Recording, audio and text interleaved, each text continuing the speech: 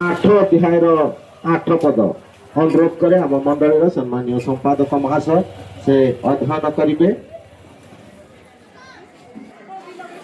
श्वासवायु अटकाई रखिबा पाई श्वासवायु उपरे कौनसी मनुष्यर क्षमता नहीं किबा मरण दिन उपरे ताहार किछि क्षमता नहीं पुणी से युद्धरु छाड़ नहीं अथवा दुष्टतारे आसक्त लोकंकु दुष्टता उद्धार करिबो नहीं।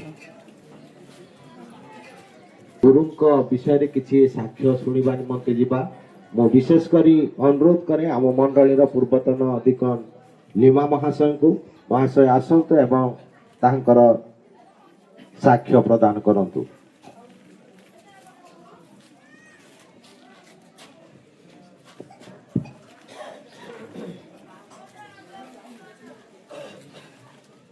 प्रभु महानमर धन्यवाद हो। आज बड़पदा ग्राम एवं मंडली संपूर्ण भाव में शोकाकुल अवस्था छुआ पाटे वास्तव भाव में यद्यपि डिकन रावलमा मोर समसामयिक नुहति तथापि तांको विषय रे मु कहया मु गर्व अनुभव करे कारण से जड़े इंटेलेक्चुआल लेडी थिले जड़े आदर्श महिला थिले ज्ञानी गुणी आदर्श रे भरपूर थिबा जड़े महिला कहले अत्युक्ति हबो ना। तांको शिक्षयित्री काल मध्य से जो स्थान को जाइछुंती सेही स्थान रे तांकर व्यक्तिगत कार्यकलाप एवं तांकर आदर्शता सकाशे सबु जगार निजर छापा बा निजर कर्म तत्परता जीवन को से कौन कर छाड़ी आदर्श रे अनेक लोक अनुप्राणित होती शिक्षयित्री कार्यकलाप कलाप भितर से अनेक लोक मानस पटरे निजर स्थान को से अलंकृत कर मो आदर्श महिला कहबार अर्थ कौन बड़पदा भली गोटे उपांत अंचल गोटे पल्ली अंचल ए पहाड़ घेरा जंगल मध्य गोटे छोट ग्राम ए प्रकार जड़े महिला जड़े शिक्षा कोलस्थ संतान को शिक्षा दीक्षा दे गोटे डाक्तरी भाव में सरकारी डाक्तरी भाव में से निजुक्ति करने सक्षम हो पार गौरव कथा नुह कि यही कथा माने निश्चित भाव में शिक्षा ग्रहण करने कथा। अधिकांश अनेक विषय थिले भी मोर वक्तव्य को चुंबकीय भाव कहवाई चाहिए से जड़े स्पष्टवादी थिले मिष्टवासी महिला थिले से उदारवादी महिला थिले ग्राम तांको वियोग रे निश्चित भाव में आम शोकाकुल अवस्था अच्छु ग्राम पाई एवं मंडली पाई यह एक चिर अपूरणीय क्षति कहले अत्युक्ति हम ना। तेबे एति कहबी प्रभु से परिवार को आशीर्वाद करंतु दुखित परिवार को से स्वर्गीय शांति सांत्वना प्रदान करंतु एति कहि मोर वक्तव्य समाप्त करछु। पिता परमेश्वर आज दिन रे प्रभु तुमर से दासी को प्रभु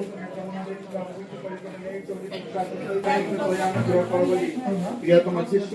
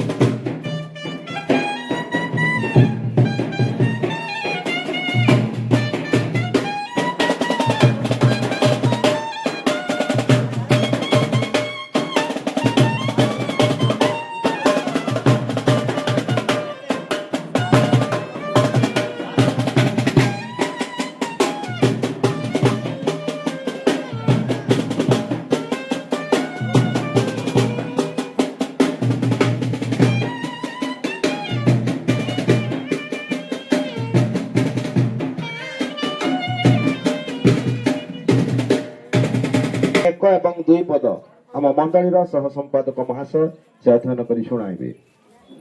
ଆମେ ଅଧ୍ୟୟନ କରିବା ଉପଦେଶକ ତାର 7 ଅଧ୍ୟାୟ 1 ଏବଂ 2 ପଦ ପାଠ କରିବ। ଏଠାରେ ଏପରି ଲେଖା ଅଛି, ବହୁମୂଲ୍ୟ ତୈଳ ଅପେକ୍ଷା ଉତ୍ତମ ନାମ ଭଲ ଓ ଜନ୍ମଦିନ ଅପେକ୍ଷା ମରଣ ଦିନ ଭଲ। ଭୋଜ ଗୃହକୁ ଯିବା ଠାରୁ ବିଳାପ ଗୃହକୁ ଯିବାର ଭଲ, କାରଣ ତାହା ସମୁଦାୟ ମନୁଷ୍ୟର ଶେଷ ଗତି ଓ ଜୀବିତ ଲୋକ ତହିଁରେ ମନୋଯୋଗ କରିବ। ପ୍ରଭୁ ସକଳ ପଠିତ ବାକ୍ୟରେ ଆଶୀର୍ବାଦ କରନ୍ତୁ। କଥା ମେଖଳା ଗୁରୁଙ୍କର ବିୟୋଗରେ ସହାନୁଭୂତି ଜଣାଇବା ନିମନ୍ତେ ଆସିଥିବା ପ୍ରଭୁଙ୍କର ଦାସଦାସୀଗଣ ଏବଂ ସମସ୍ତ ଜ୍ଞାତି କୁଟୁମ୍ବ ପ୍ରତ୍ୟେକଙ୍କୁ ମୋର ଆନ୍ତରିକ ନମସ୍କାର ଜ୍ଞାପନ କରି ସମସ୍ତଙ୍କୁ ମୋର ନମସ୍କାର। ସ୍ୱର୍ଗତା ମେଖଳା ଗୁରୁଙ୍କ ସମ୍ବନ୍ଧରେ ମୁଁ ବେଶୀ କିଛି ଜାଣେ ନାହିଁ, ତଥାପି ପାରିବାରିକ ସମ୍ପର୍କ ହିସାବରେ ଯେଉଁ ସଂକ୍ଷିପ୍ତ ସମୟ ନିମନ୍ତେ ତାଙ୍କର ସାନ୍ନିଧ୍ୟ ମଧ୍ୟରେ ଆସିଛି, ଆଉ ସେଥିରୁ ମୁଁ ପଦେ ଦୁଇ ପଦ କହିବି। ସେ ଜଣେ ଉଚ୍ଚ ଶିକ୍ଷିତା ମହିଳା ଥିଲେ। ମୁଁ ଶୁଣିଛି ଏବଂ ଜାଣିଛି ବୋର୍ଡ ପରୀକ୍ଷାରେ ପ୍ରଥମ ସ୍ଥାନରେ ଅଧିକାର କରି ଆସିଥିଲେ। ତତ୍ସଙ୍ଗେ ସଙ୍ଗେ ଶିକ୍ଷକ ତାଲିମ କେନ୍ଦ୍ରରେ ମଧ୍ୟ ପ୍ରଥମ ସ୍ଥାନ ଅଧିକାର କରି ଆସିଥିଲେ। ତଦନୁସାରେ ସେ ଶିକ୍ଷୟିତ୍ରୀ ପଦବାଚ୍ୟ ହେବା ନିମନ୍ତେ ଯୋଗ୍ୟତମ ମହିଳା ଥିଲେ ଏବଂ ତାଙ୍କ ଶିକ୍ଷୟିତ୍ରୀ ଜୀବନରେ ମୁଁ ଏତିକି ଜାଣିଛି ଯେ ତାଙ୍କଠାରୁ ଯେଉଁ ଶିକ୍ଷା ପାତ୍ର ସମସ୍ତ ଛାତ୍ରଛାତ୍ରୀ ଯେତେ ଅଛନ୍ତି ସେମାନେ ଶିକ୍ଷା ଦେବେ, ସେମାନେ ଜାଣିବେ, ସ୍ୱୀକାର କରିବେ ସେ ଜଣେ ଉତ୍ତମ ଶିକ୍ଷୟିତ୍ରୀ ଥିଲେ। ଏବଂ ତଦନୁସାରେ ଆପଣଙ୍କ ଜୀବନର ସମସ୍ତ ଆଦର୍ଶ ଯାହା ଡିକନ ଲିମା ମହାଶୟ କହିଦେଇକିରି ଗଲେ, ଆଉ ଆଦର୍ଶ ଶେଷ ପର୍ଯ୍ୟନ୍ତ ଶିକ୍ଷୟିତ୍ରୀ ହିସାବରେ ସମସ୍ତେ ଗୌରବ ଆସିଅଛନ୍ତି, ଯାହା ଆମମାନଙ୍କର ସମସ୍ତଙ୍କ ନିମନ୍ତେ ଏକ ଶିକ୍ଷଣୀୟ ବସ୍ତୁ ଅଟନ୍ତି। ଏବଂ ପରିବାର କଥା ମଧ୍ୟ ଚିନ୍ତା କରିବାକୁ ଯିବା, ପରିବାରରେ ମଧ୍ୟ ସେ ଜଣେ ଉପଯୁକ୍ତ ବହୁ ହିସାବରେ ପରିବାରକୁ ସମ୍ଭାଳି ନେଉଥିଲେ ଏବଂ ଜଣେ ମିଲିଟାରୀ ଅର୍ଥାତ୍ ଜଣେ ଡିଫେନ୍ସରେ କାମ କରୁଥିବା ଜଣେ ଲୋକଙ୍କୁ ବୈବାହିକ କାର୍ଯ୍ୟ କରି ଜୀବନ ଯେଭଳି ଅତିବାହିତ କରି ଆସିଅଛନ୍ତି, ତାହା ହୁଏତ ସାହିବାଲା କହିଲେ ତ ଭୁଲ ହେଇଯିବ, ସାରା ବଡ଼ପଦା ମଣ୍ଡଳୀ ବଡ଼ପଦା ଗ୍ରାମ ତାଙ୍କୁ ଜାଣିବେ ଏବଂ ସମସ୍ତଙ୍କ ଦୃଷ୍ଟିରେ ସେ ଗୋଟେ ନମସ୍ୟ ମହିଳା ଥିଲେ। ତାଙ୍କର ବିୟୋଗ କେବଳ ରାଉଳ ପରିବାର ପାଇଁ ନୁହେଁ ଏବଂ ସାହି ପାଇଁ ନୁହେଁ, ବଡ଼ପଦା ମଣ୍ଡଳୀ ପାଇଁ, ବଡ଼ପଦା ଗ୍ରାମ ପାଇଁ ମଧ୍ୟ ଅପୂରଣୀୟ କ୍ଷତି ଅଟେ। ଏବଂ ବିଶେଷ କରି ଆମେ ଯେତେ ଶ୍ରୋତା ମଣ୍ଡଳୀ ଅଛୁ, ଆଉ ସେ ଜୀବନରେ ଯେଉଁ ଆଦର୍ଶ ମହିଳା ଉପରେ ଆଦର୍ଶ ଦେଖେଇ ଆସିଛନ୍ତି ତାକୁ ଅନୁକରଣ କଲେ ଆମମାନଙ୍କର এই শোক সন্তপ্ত পরিবারকে উপযুক্ত সহানুভূতি হব। এতিকি কহি মো মতে সাহায্য করি। ধন্যবাদ।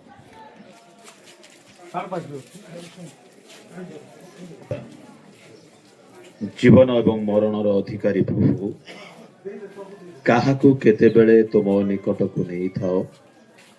প্রিয় তোম দাসীঙ্কি তোম কোলকু গতকালি নেইছ। আজি তার শেষকৃতি সমাধি কার্য করাଯିବ।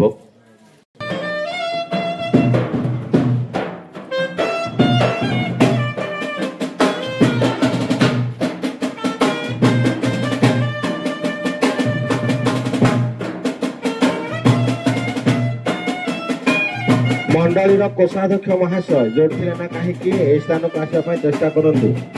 ମଣ୍ଡଳୀର କୋଷାଧ୍ୟକ୍ଷ ମହାଶୟ।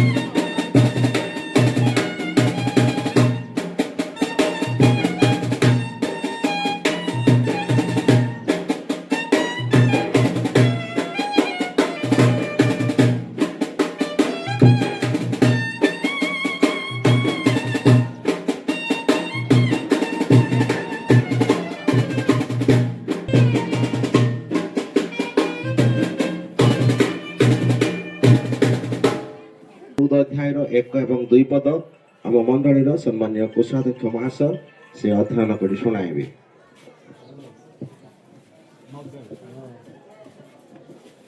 ଆମମାନେ ଏହି ସମୟରେ ଅଧ୍ୟୟନ କରିବା ଆଇବ ତାର 14ର 1 ଏବଂ 2 ପଦ।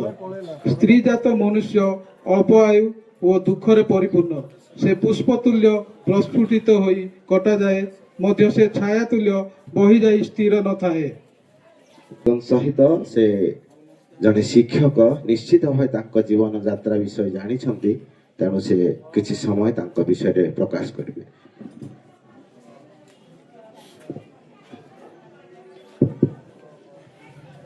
এই সুন্দর অবকাশ সকাশে ମୁଁ ମଣ୍ଡଳୀକୁ ଧନ୍ୟବାଦ ଦେଉଛି।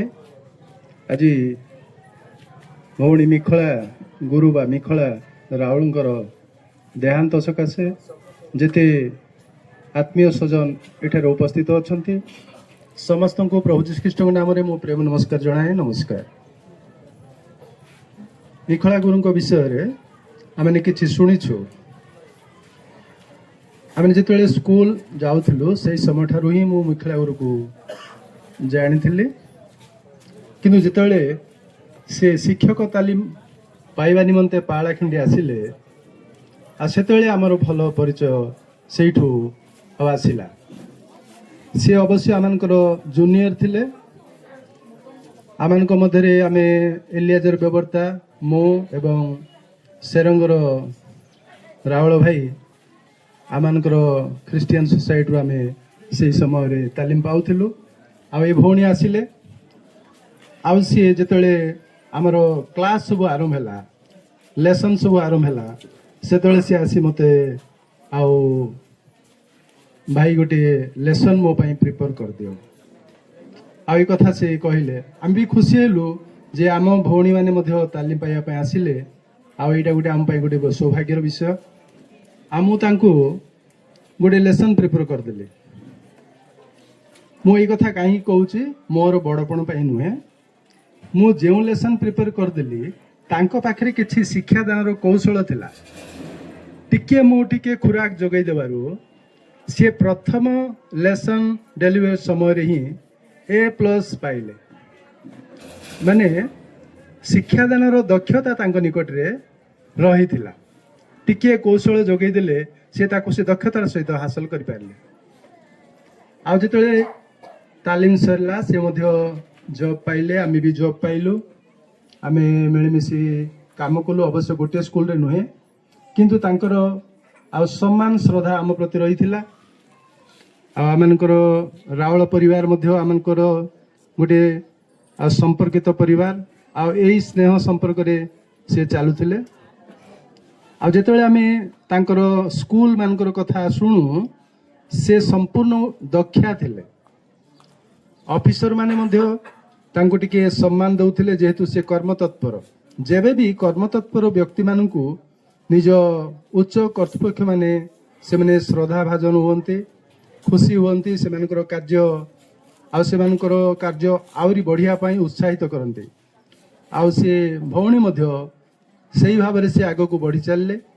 ଆଉ ତାଙ୍କ ପରିବାର ଗଠନ ପ୍ରଣାଳୀ, ତାଙ୍କ ସ୍ୱାମୀ ମଧ୍ୟ ଆମର ଗୋଟେ ଆଉ ସେ ସାନ ଭାଇ। ଆଉ ସିଏ ଯେତେବେଳେ ଆଉ ମିଲିଟାରୀରେ ଗୋଟେ ବିଭାଗରେ ଜବ୍ କଲେ, ଅଫିସର ରାଙ୍କରେ ଥିଲେ। ଅବଶ୍ୟ ସିଏ ନିଶ୍ଚିତ ଭାବରେ ଦେଶର ସୁରକ୍ଷା ପାଇଁ ତାଙ୍କର ସେବା ଜୀବନ ତମାମ ସେ ବାହାରେ ରହୁଥିଲେ। ଆଉ ସେ ଭଉଣୀ ନିଜ ପରିବାର ଗଠନ କରିବା ପାଇଁ, ପିଲାମାନଙ୍କୁ ସୁଦକ୍ଷ କରିବା ପାଇଁ ଆଉ ସେ ନିଶ୍ଚିତ ଭାବରେ ଦକ୍ଷା। କାରଣ ଆମମାନଙ୍କର ଏଥିପୂର୍ବରୁ ବଡ଼ପଦାର ଆଉ ପ୍ରିନ୍ସିପାଲ ଲିମା ସାର୍ କହୁଥିଲେ ଯେ ତାଙ୍କ ପୁତ୍ରଙ୍କୁ ଡାକ୍ତର କରାଇବା ପାଇଁ ସେ ବହୁତ ସମୟ ସେ ବ୍ୟବହାର କରିଛନ୍ତି, ତାଙ୍କୁ ଦକ୍ଷ କରି ବାହାର କରିଛନ୍ତି। ଏହା ଗୋଟେ ଆମ ପାଇଁ ଗୋଟେ ଚିରସ୍ମୃତି ରହିବ। ଆମମାନଙ୍କର କାର୍ଯ୍ୟକାଳ ତ ସରିଲାଣି, ଏଣିକି ଆମ ସମାଜ ପ୍ରତି ଆମମାନଙ୍କର ଗୋଟେ ଆଉ ଆଶା ରହିବ, ଭରସା ରହିବ। ଯେତେ ନୂତନ ପିଢ଼ି ଆସୁଛନ୍ତି, ଏଜୁକେଟେଡ୍ ମାସ୍ ଆସୁଛନ୍ତି, ସମସ୍ତେ ଗୋଟେ ଧ୍ୟାନ ଦେବାର ଦରକାର ଯେ ଆମେ ନିଜର ପରିବାର ଗଠନ କରିବା ପାଇଁ, ନିଜର ସୋସାଇଟି ଗଠନ କରିବା ପାଇଁ, ନିଜର ଚରିତ୍ରକୁ ବା ନିଜର କର୍ମମୟ ଜୀବନକୁ ଯଥାର୍ଥ ଭାବରେ ପ୍ରତିପାଦନ କରିବା ପାଇଁ ସବୁବେଳେ ଚେଷ୍ଟା କରିବା ଦରକାର। ଏ ଦୁଃଖ ମୃତ୍ୟୁରେ ଉପସ୍ଥିତ ହେଇଥିବା ମଣ୍ଡଳୀ ପୁଣି ବିଭିନ୍ନ ମଣ୍ଡଳୀ ସମାଜର ପ୍ରତ୍ୟେକଙ୍କୁ ମୋ ପ୍ରଭୁ ଯୀଶୁଙ୍କ ନାମରେ ନମସ୍କାର ଜଣାଏ। ନମସ୍କାର। ପ୍ରାର୍ଥନା କରିବା। ପ୍ରଭୁ ତୁମ ମହାନାମ ଧନ୍ୟ ହଉ। ତୁମ ସଂକଳ୍ପ ଯୋଜନା ଅନୁସାରେ ତୁମ ଦାସୀକି ଗତକାଲି ତୁମେ ନେଇଛ ପ୍ରଭୁ। ଆମେ ତୁମ ନିକଟରେ ପ୍ରାର୍ଥନା କରୁଥିଲୁ, ତୁମ ଲୋକମାନେ ପ୍ରାର୍ଥନା କରିଥିଲେ, କିନ୍ତୁ ତୁମ ଇଚ୍ଛା ଅଭିମତକୁ ତୁମେ ସଫଳ କରିଛ, ତେଣୁ ଆମେ ଧନ୍ୟବାଦ କରୁଛୁ। ଆଜିର ସମସ୍ତ ପ୍ରଭୁ କାର୍ଯ୍ୟରେ ତୁମ ହସ୍ତମୁଖ ରଖ, ସଫଳତା ତୁମେ ଦିଅ। ପୁଣି ତୁମ ଦାସକୁ, ତାଙ୍କ ପରିବାର, କୁଟୁମ୍ବ, ଆତ୍ମୀୟମାନଙ୍କୁ ତୁମ ଶାନ୍ତି, ସାନ୍ତ୍ୱନା